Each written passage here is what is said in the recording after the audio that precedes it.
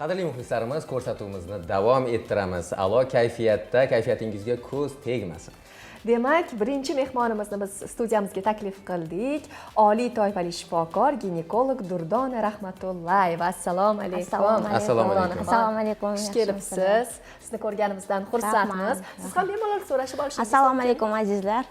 Yorqin tabassum bilan kirib keldilar Chehronaxon. Bu albatta bizga ham o'zining ta'sirini o'tkazdi. Demak, ertalabki badan tarbiyani amalga oshirganlar, xullas hammasini risoladagidek bajargansiz. Bu ko'rinib turibdi. Rasman ayol kishini kayfiyati yuqori bo'lishida juda ko'p narsa bog'liq va ko'p narsalarga bog'liq. To'g'rimi? To'g'ri. Bu har taraflama. Bizni o'sha ham kayfiyatimiz yuqori bo'lishi, hamma narsasi o'sha gormonalga bog'liq. Hattoki yaxshi ovqat tanlab yeyishimiz ham. Shunaqa. To'g'ri. Qaysi ovqatlar kayfiyatni ko'taradi? Bizni bilasizmi, hamma ovqatlar kayfiyatimiz ko'taradi va asosiysi biz yorimiz bilan o'sha ko'chada yeyilgan ovqatlar kayfiyatimiz ko'taradi. Bu gapingizga 100% qo'shilaman. Qo'shilasizmi? Hamma ayollarning orzusi shu. Va yana bir narsani so'ramoqchi edim. Eng o'sha ayollarni kayfiyatini ko'taramiz va kayfiyat haqida gaplashamiz. O'zi nimalar sabab bo'ladi? O'sha ichki holatimizdan kelib chiqib gapirsangiz, nimalar sabab bo'ladi kayfiyatimiz doim yuqori bo'lib yurishiga? Kayfiyatimiz doim yuqori bo'lib yurishiga avvalambor ayollarimizni kayfiyati yuqori bo'lishi uchun har doim turmush o'rtog'i yonida bo'lishi birinchi o'rinda sanaladi ayollar uchun. Xo'jayinini doim ayolini hurmat qilishi, ardoqlashi, qiyin vaziyatlarda, yaxshi vaziyatlarda ham doim qo'llab-quvvatlashi bular ayollarning kayfiyatini ko'taruvchi birinchi omil hisoblanadi. Va o'z navbatida oilasi, farzandlari ham bu narsani qo'llab-quvvatlashadi. Gormonal disbalans degani stress sababmi yoki ovqatlanishdan keladimi? Gormonal disbalans. Disbalans deganimiz bu ovqatlanish va gormonlar birga yuradi. Gormonlar disbalansi boshlangandan keyin o'zgarishi, ya'ni oshishi boshlangandan keyin ayollar o'z-o'zidan ko'p ovqatlanishga o'tadi. Rostdan shunaqa bo'ladi. Ko'p ovqatlanib qo'ygani uchun gormonlari o'zgarib qolmaydi. Gormonlar o'zgargani sababli ovqatlanish darajasi oshishni boshlaydi. Endi tabiiyki o'zgarishga nima olib keldi degan savol tabiiyki Endi tug'ildi. tabiiyki o'zgarishga, gormonlarni o'zgarishiga ayollarni noto'g'ri hayot tarzi olib keladi. Ya'ni ertalabki nonushtalarni qilmasliklari, vazn ortishi, uglevodga boy bo'lgan mahsulotlarni ko'p iste'mol qilishlari, kechki uyquni doimiy vaqtida bo'lmasligi, kuniga yetarli miqdorda yurish etiladi har bir bemorlarimizga. Shuni me'yor darajasida bo'lmasligi va noto'g'ri ovqatlanish, ko'chadan mumkin bo'lmagan ovqatlarni ko'p iste'mol qilish ham bunga ta'sir qiladi.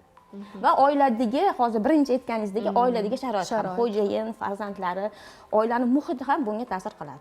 Ayollarimizda ko'p uchraydi bu savol. Meni erkaklarimiz tushunishadi va hozir gapimni tasdiqlashadi. Ayollarimiz ko'pincha e'tiroz bildirishadi-da. Erkaklar bizni tushunmaysizlar, bizni tushunmaysizlar degan bir savol bilan, e'tirozli savol bilan murojaat qilishadi. Bu savolga qaysi holatda ayollar duch kelishadi? Qaysi holatda mana shunday savol ularda tug'iladi? Nima sabab? To'g'ri savolingiz. Xuddi siz aytganingizdek, erkaklar bu tushunmaydi deydi, ayollar, erim, xo'jayinim meni tushunmaydi deydi. Bunga sabab hozirgi gaplashganimizdek gormonlar sabab hisoblanadi.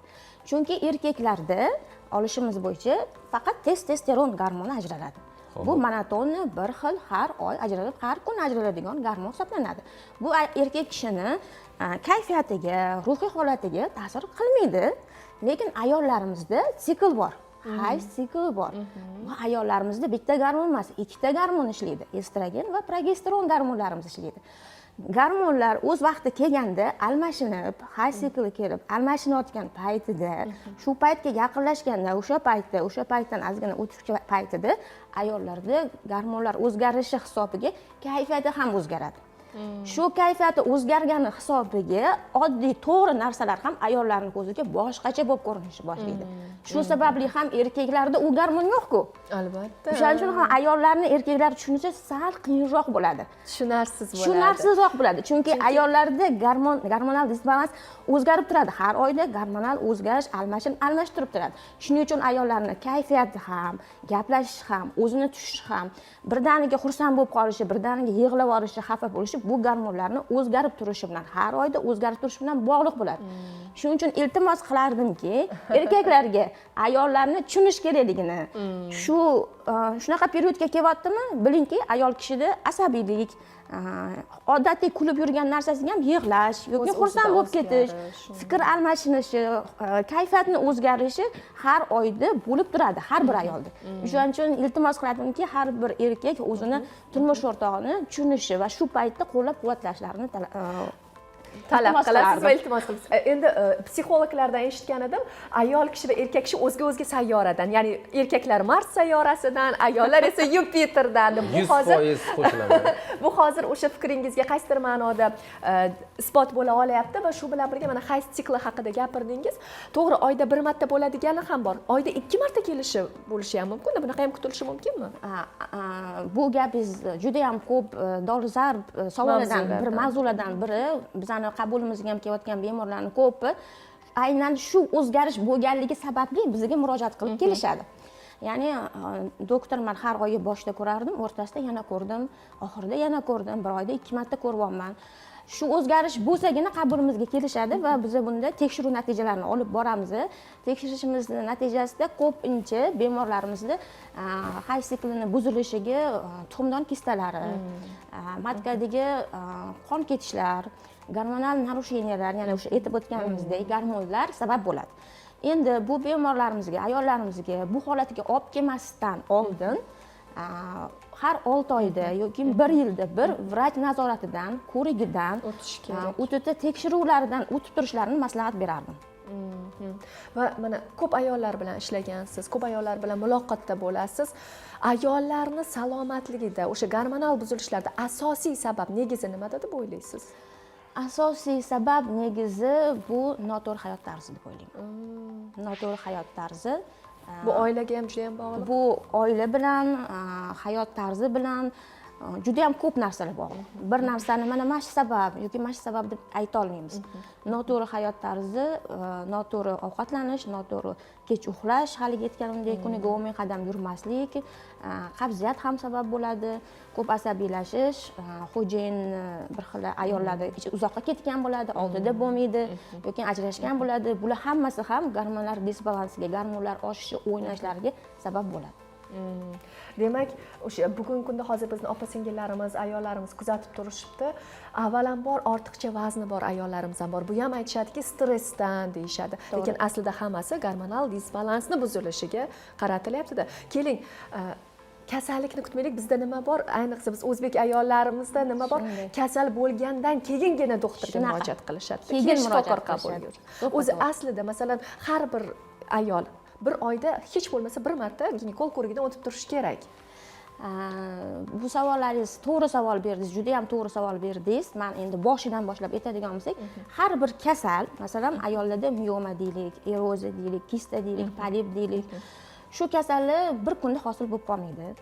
Yoki turmushga chiqish bilan, voy, turmushga chiqdi, bo'lib qolibdi deyshadi bir xil. Unaqa ham bo'lmaydi. Har bir kasallik yoshligimizdan shakllanib boradi. Tomchi bo'lib yig'ilib boriladi. O'shaning uchun men iltimos qilardimki, har bir ota-onalarga, ayniqsa onalarga farzandlarini, ayniqsa qiz farzandini yoshligidan to'g'ri hayot tarzida katta qilishlarini tavsiya qilgan bo'lardim. Agarda shu qizcha yoshligidan to'g'ri hayot tartibida, to'g'ri hayot tarzida katta bo'lsa, katta bo'lgandan keyin sizdek, mendek bo'lganda, onalarimizda, buvimizdek bo'lganda shu hozirgi aytayotgan o'zgarishlarimiz kuzatilmaydi. Men o'shaning uchun har bitta kelgan bemorimga agar yosh qizcha bo'lsa, yaxshilab tushuntiraman. Turmushga chiqsang, farzandli bo'lsang, qizingga ham shularni qilmasang, shu sandagi shikoyatlar bo'lmaydi deb. Qiz bolani yoshligidan qarash kerak. Albatta. Yoshligidan hayot tarzini to'g'ri olib borish kerak. Hozirgi aytib o'tganimizdek to'g'ri ovqatlanish, vaqtida uxlash, shularni yoshligidan to'g'ri qilib borsa, katta bo'lganda bu o'zgarishlar kuzatilmaydi. Va o'ziga ham juda e'tiborli bo'lish kerak va tibbiy savodxonligini yoshligidan oshirib onalari o'rgatib borishlari kerak deb o'ylayman. Va har bir mana shu qizlarimizni 1 yilda bir ginekolog konsultatsiyasidan va uzi tekshiruvidan ayollarimiz bo'lsa har 6 oyda o'tib turishlari kerak bo'ladi. Juda ham yaxshi maslahat bo'ldi Durdona opa. Hozir eng kerak o'zlariga kerakli bo'lgan ma'lumotlarni olishdi deb o'ylayman. Sizga esa rahmat. Kelganingiz uchun rahmat. Erta tongdan yo'q demasdan o'sha nima deydi, shoshib bergan savollarimizga o'sha to'liq javob berganingiz uchun ham rahmat.